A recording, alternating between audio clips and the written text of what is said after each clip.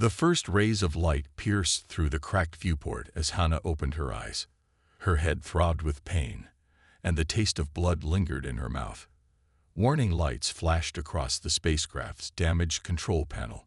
What should have been a standard landing on Terrace Prime had turned into a disaster when her ship's navigation system failed. "System status report," Hannah croaked, her throat dry. "Life support functioning at minimal capacity. Communications offline. Propulsion systems damaged beyond repair." The ship's AI responded flatly. Hannah unbuckled herself from the pilot's seat and winced as pain shot through her ribs. She was alive, at least. That was something. As a xenobiologist sent to study the mysterious civilization of Terrace Prime, she hadn't expected to make first contact quite so dramatically. She grabbed her emergency pack and pressed the button to open the hatch. It groaned but complied, letting in air that smelled of metal and something like cinnamon. Stepping outside, Hannah found herself in a clearing surrounded by tall copper-colored grass. In the distance, a city of sleek spires rose against an amber sky. "Not exactly the welcome party I was hoping for," Hannah muttered to herself as she activated her translator device and personal shield. Earth's intelligence suggested that Terrace Prime was populated by humanoids, but little was known about their society or customs. She didn't have to wait long. Within an hour, she spotted movement at the edge of the clearing. 3 figures approached cautiously. They looked remarkably human. 2 arms, 2 legs, faces with eyes, nose, and mouth. But there was something different about them. Their skin had a subtle metallic sheen, and they were all broad-shouldered with angular features. When they were about 10 meters away, Hannah realized what her briefing had mentioned, but she hadn't fully processed. They were all male, every single one. "I come in peace," Hannah called out, raising her empty hands. Her translator converted her words into their language. The tallest of the 3 stepped forward. He wore a fitted silver uniform with symbols that likely indicated rank or position. "I am Director Tejo of the Scientific Council," he said, his voice deeper than Hannah expected. "You have entered Terrace Prime airspace unauthorized. My name is Dr. Hannah Park from Earth. My landing systems malfunctioned," she explained. "I'm a researcher, not a threat." The 3 men exchanged glances, then all stared at her with renewed interest. "Earth?" Tahoe seemed surprised. "The planet with 2 different kinds of people. We thought it was just a story." "Not a story," Hannah replied. "I'm a woman, female, the other biological sex of my species." This statement caused a flurry of whispered conversation among the 3. Hannah couldn't catch what they were saying, but their expressions showed a mix of disbelief and fascination. "You will come with us," Tahoe finally announced. "The High Council must be informed of your arrival." More Terrians appeared, surrounding her crashed ship. Some carried devices that looked like scanning equipment, while others secured the area. As they escorted her toward the gleaming city, Hannah noticed how everyone they passed stopped to stare at her. Some pointed, others whispered. She was clearly the most interesting thing to happen on Terrace Prime in quite some time. The city itself was a marvel of engineering. Towers of what looked like polished metal and crystal stretched toward the sky, connected by transparent walkways. Everything was designed with perfect geometric precision. "How do you reproduce?" Tahoe asked suddenly as they walked. The question was direct, without any of the social caution humans might use. "On Earth, reproduction typically requires a male and female," Hannah explained carefully. "We combine genetic material to create offspring." Tahoe nodded thoughtfully. "Interesting. Here, we have refined the process. No need for different types." As they approached a towering silver building at the city's center, Hannah felt the weight of countless eyes on her. Through windows and from walkways, Terrians paused to watch her pass. Inside the central building, Tahoe led her to a large circular room where 7 older Terrians sat in high-backed chairs. "Council leaders," Tahoe announced. "I present Dr. Hannah Park of Earth. The female has arrived." The council members leaned forward in unison, their expressions a mix of shock and curiosity.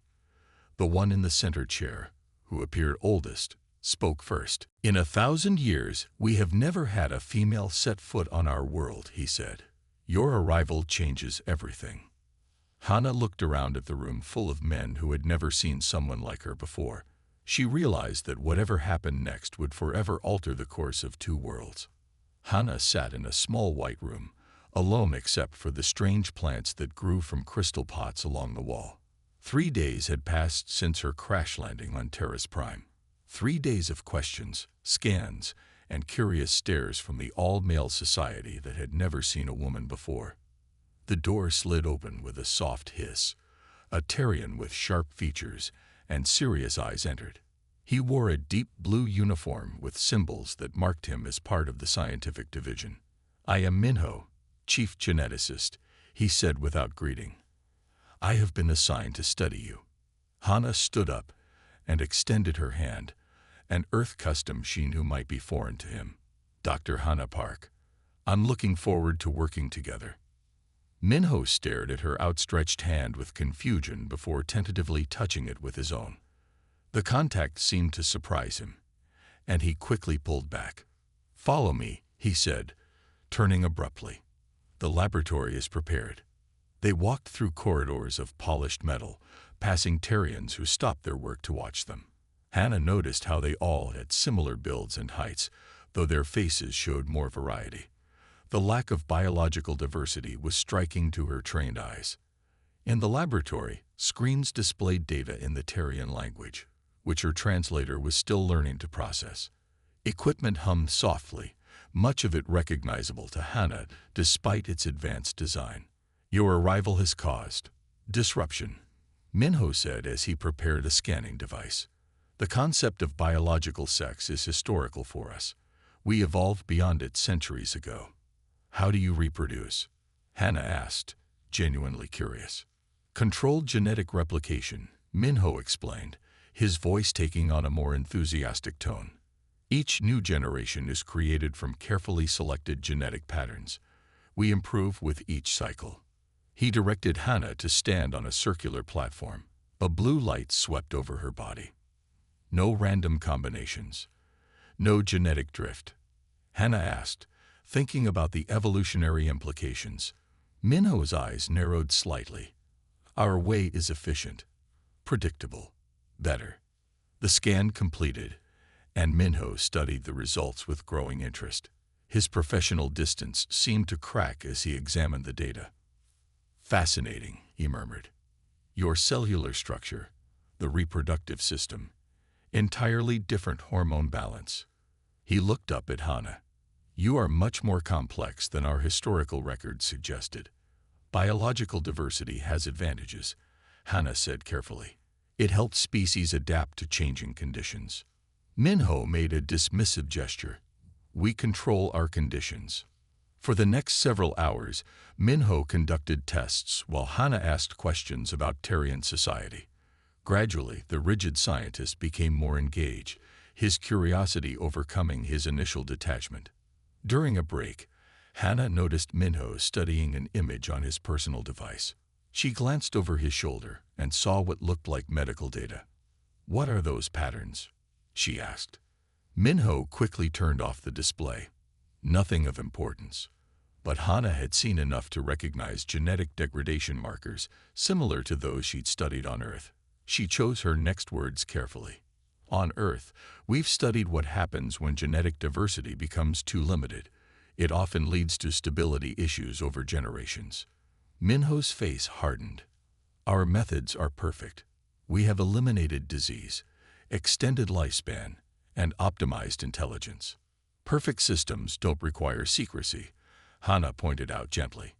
Something shifted in Minho's expression, worry breaking through his confident facade. Before he could respond, an alarm sounded throughout the laboratory. "What's happening?" Hana asked. "Security protocol," Minho explained, looking tense. "Stay here." He left the room quickly. Through the glass walls, Hana saw Terrians moving with purpose through the corridors. She turned to one of the screens Minho had left active and studied the data more carefully. What she found confirmed her suspicion. The Terrian genetic pool was showing signs of critical instability. Their carefully controlled reproduction system was failing, with each generation showing more genetic errors than the last. When Minho returned, his face was grave. "There is a problem," he admitted. "A group called the Purists has gathered outside the science complex. They demand your removal from our planet. They believe your presence threatens our way of life." "And what do you believe?" Hannah asked. Minho hesitated, then pulled up the genetic data he had hidden earlier. "I believe we may need new perspectives," he said quietly. "Our current generation is showing a 15% increase in genetic anomalies. The next generation," he paused, "may not be viable." Hannah looked at the worried scientist and saw an opportunity, not just for scientific exchange, but for the survival of his people. "I think I can help," she said. "But first, you need to tell me everything about what's really happening on Terrace Prime." Minho looked at her with a mix of hope and fear. "If anyone discovers this conversation took place, we will both face consequences." "Sometimes the biggest discoveries come from breaking protocols," Hannah replied.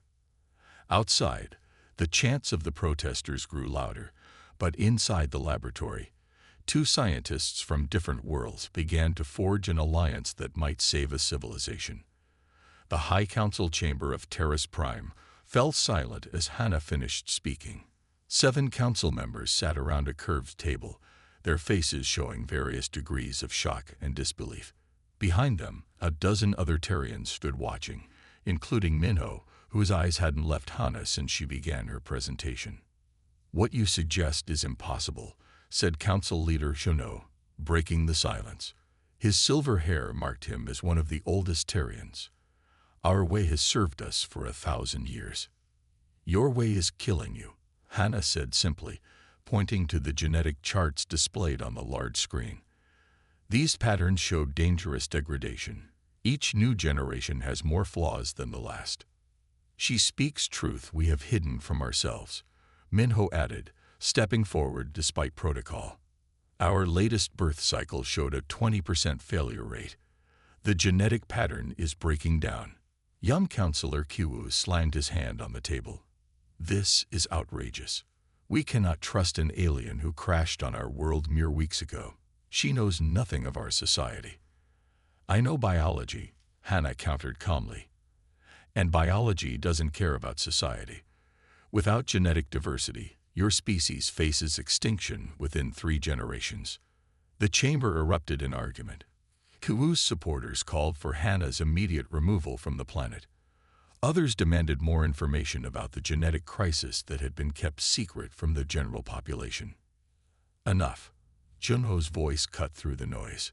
"Dr. Park, what exactly are you proposing?" Hannah took a deep breath. "A controlled introduction of new genetic patterns to restore diversity without changing who you fundamentally are." "Using your DNA?" another counselor asked, looking horrified. "Not exactly. Using principles from Earth biology to reshape some of your existing genetic material. Think of it as waking up dormant parts of your own genetic code." After hours of debate, the council remained divided. They allowed Hannah to continue her research with Minho, but under strict supervision. The knowledge of the genetic crisis would remain classified. Over the next weeks, Hannah and Minho worked tirelessly in the laboratory. They spent days analyzing Terrian genetic patterns and comparing them to human DNA sequences. "Look at this," Hannah said one night, pointing to a complex pattern on the screen. "Your ancestors had more genetic variety. These dormant sequences suggest your species once had more than one form." Minho studied the pattern with wonder. The ancient texts mention the time before unity, but most consider those stories myths. "Not myths," Hannah said. "Your ancestors engineered themselves into a single form, probably believing it was more efficient, but they didn't understand the long-term consequences. As they worked, something unexpected happened. Minho began to see Hannah not just as an alien scientist, but as a person with ideas and perspectives that challenged everything he knew. Their late-night discussions moved beyond genetics to philosophy, art, and the nature of diversity itself. Meanwhile, Counselor Q had formed a movement against Hana's presence. They called themselves True Terrians and believed any change to their genetic pattern would destroy their identity as a species. The Earth Woman will corrupt our purity, Q declared to growing crowds. We have perfected ourselves through unity. We cannot allow division to return. The protests grew larger each day. Some Terrians began wearing silver armbands to show their support for the True Terrian movement. One evening, as Hana and Minho were finishing their work, Director Taho entered the laboratory with a worried expression. The council has called an emergency session, he announced. Q has presented a formal demand for Dr. Park's deportation. He claimed her research threatens our social stability. But we're close to a solution, Minho protested. The genetic restructuring model shows promising results. Science may not be enough to overcome fear, Taho said grimly. That night, while the council debated, Hana found herself on the roof of the science complex, looking out over the gleaming city. Minho joined her, carrying 2 cups of a warm drink that tasted something like mint tea. Why does change frighten people so much? Hana asked, taking the cup from him. Because it challenges everything we believe about ourselves, Minho replied. For centuries, we've believed our single form made us perfect. To accept that we need to change means accepting we were wrong. On Earth, we have a saying, diversity is strength, Hana said, watching the city lights below. Different perspectives, different forms, different ideas. They all help species survive when conditions change.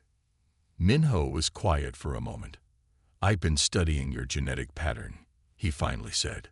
The way your cells adapt to new environments is remarkable. That's what humans do best. Hana smiled. We adapt. Perhaps that's what we've forgotten how to do, Minho said softly. As they stood watching the stars, neither knew that across the city, the council had reached its decision, one that would change both their worlds forever. Hana stared in horror at the small child lying in the medical pod. His skin had a gray pallor instead of the healthy metallic sheen typical of Terrians. Medical devices beeped urgently around him as 3 doctors worked to stabilize his condition. When did the symptoms start? She asked Minho, who stood beside her with a grim expression. 3 days ago. Now we have 17 similar cases across the city, Minho replied quietly. All from the newest generation. The genetic degradation syndrome had arrived sooner than anyone predicted. The children born from the latest clone cycle were developing severe immune deficiencies and neural complications. We don't have 3 generations, Minho continued. We have maybe 1 year before widespread system collapse begins. A soft chime announced a visitor. Director Taho entered the medical bay, his face drawn with worry. The council has called an emergency session, he informed them. All research team members must attend. The situation has become critical. As they walked to the council chambers, they passed through the main plaza where a large crowd had gathered. Councillor Q stood on a platform, his voice amplified as he addressed his followers. The Earth Woman brings doom upon us, he shouted. Our children suffer because we have allowed foreign influence to corrupt our perfect system. The crowd roared in agreement, many wearing the silver armbands of the True Terrian movement. His logic makes no sense, Hana whispered to Minho. These problems began long before I arrived. Fear rarely follows logic, Minho replied. Inside the council chamber, chaos reigned. Reports of new cases flooded in from across the planet. Medical resources were stretched thin, and panic was spreading. We must implement Dr. Park's solution immediately, Council Leader Chunho declared, raising his voice above the arguments. The genetic modification using her research is our only hope. Never, Q shouted, pounding his fist on the table. Better we die as true Terrians than live as corrupted half-breeds. This is not about purity, Hana said, stepping forward. This is about survival. Your children are dying because your genetic code has become too uniform. It cannot adapt to new challenges. Listen to her, Minho added. We've tested the genetic modifications extensively. They will not change who you are as a people, only restore the diversity you once had. The debate raged for hours. Finally, a vote was called. By the narrowest margin, the council approved implementing Hana's solution. Traitors! Qiwu hissed as he stormed out, followed by his supporters. This is not over. That night, Hana and Minho worked late in the laboratory, preparing the genetic modification protocols for widespread implementation. The first treatments would begin the next morning, starting with the sickest children. Do you think it will work? Minho asked as they finalized the last details. It has to, Hana replied simply. They were so focused on their work that they didn't notice the laboratory lights flicker briefly. The first warning came from the security system. Perimeter breach detected. Security protocols activated. Minho rushed to the monitoring station. Multiple intruders in the east wing. They're heading this way. Qiwu's followers? Hana asked, already knowing the answer. The security feed showed a dozen Terrians in dark clothing moving through the corridors. They carried tools that could easily become weapons. They're coming to destroy our research, Minho said, his voice tight with fear. If they succeed, the children will die. Hana quickly began downloading their research to a secure backup device. We need to protect the data. The sound of breaking glass and shouting came from nearby. The intruders were getting closer. Emergency lockdown initiated, announced the automated system as heavy barriers began to lower throughout the complex. That won't hold them for long, Minho warned. He grabbed Hana's arm. We need to go. Now. The download was only at 60%. I can't leave without the data, Hana insisted. A loud crash echoed from just outside the laboratory. The doors began to buckle as something heavy slammed against them repeatedly. Hana, Minho said firmly, using her first name instead of her title for the first time. Our world is changing. Whether we save it tonight or not, you've already changed us. Now please, run. The doors cracked. Hana grabbed the data device, still downloading, and followed Minho to a hidden panel in the wall. It slid open to reveal a narrow passage. Emergency evacuation route, he explained as they entered the dark tunnel. It leads to the secure facility across the city. As they ran through the dimly lit passage, Minho activated his communication device. Director Tahoe, this is Minho. The laboratory is under attack. Implement emergency protocol Sunrise. Understood, came Tahoe's grave reply. Get to safety. We'll handle the rest. Behind them, alarms blared throughout the complex as Terrace Prime faced its greatest crisis. Not just the failing genetics of its children, but a society divided against itself. 6 months had passed since the night of chaos when Qiwu's followers attacked the science complex. Hana stood beside Minho in the newly built genetic renewal facility, watching through a glass wall as medical staff tended to the first 100 genetically diverse Terrian embryos growing in special chambers. They look so small, Minho said softly. So fragile. But strong, Hana replied. Each one contains more genetic diversity than Terrace Prime has seen in centuries. After the attack, Director Tahoe had acted quickly.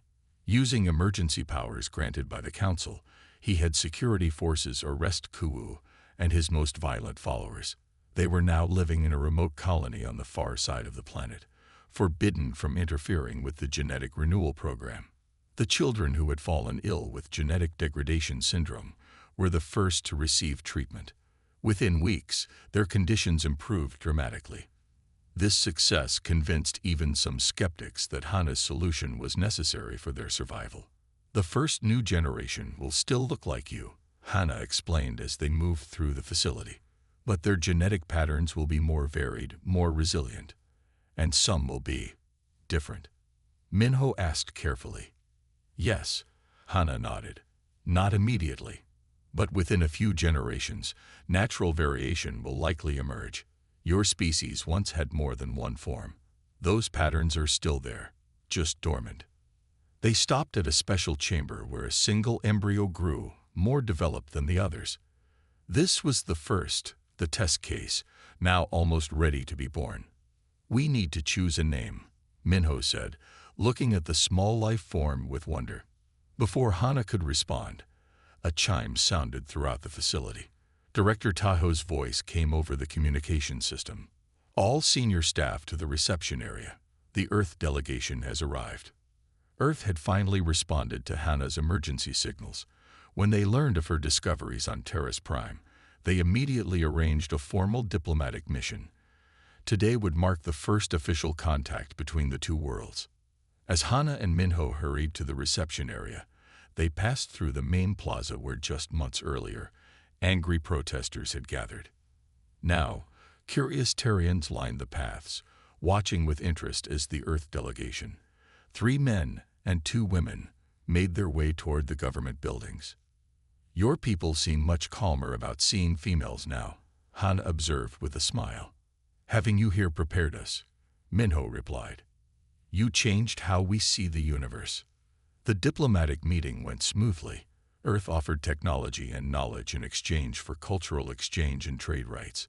The Terrian Council, now led by a more progressive group after Kuu's removal, eagerly accepted.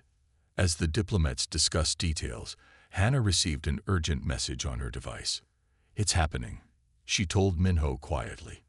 The first birth. They slipped away from the meeting and rushed back to the facility. Medical staff surrounded the special chamber where the first new Terrian was about to take its first breath outside the artificial womb. The room fell silent as the small being was carefully removed from the chamber. Unlike the uniform appearance of traditional Terrians, this child had subtle differences, slightly different facial features, a different pattern to the metallic sheen of its skin. The child took its first breath and let out a strong cry. The medical staff broke into smiles, and some even had tears in their eyes, an emotional display unusual for Terrians. "The genetic markers are stable," the chief medical officer announced. "All systems functioning perfectly." Minho stepped forward and carefully took the child in his arms. He had never held a baby before. No Terrian had for centuries, as all new life emerged fully developed from the cloning chambers. "What will you name this one?" Hana asked, standing close to see the small face. Minho looked at the infant with an expression of pure wonder. "Sora," he said finally.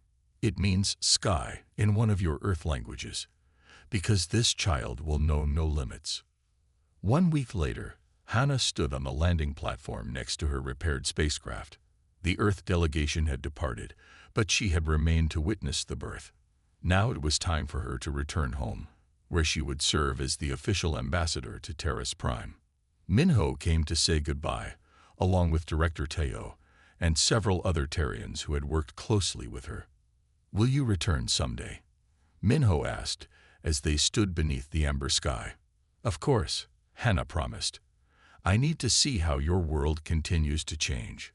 "Our world," Minho corrected gently. "You're part of our story now." As her ship lifted off, Hana looked down at the gleaming city below. Where once stood a civilization facing extinction, now grew a society embracing change and diversity.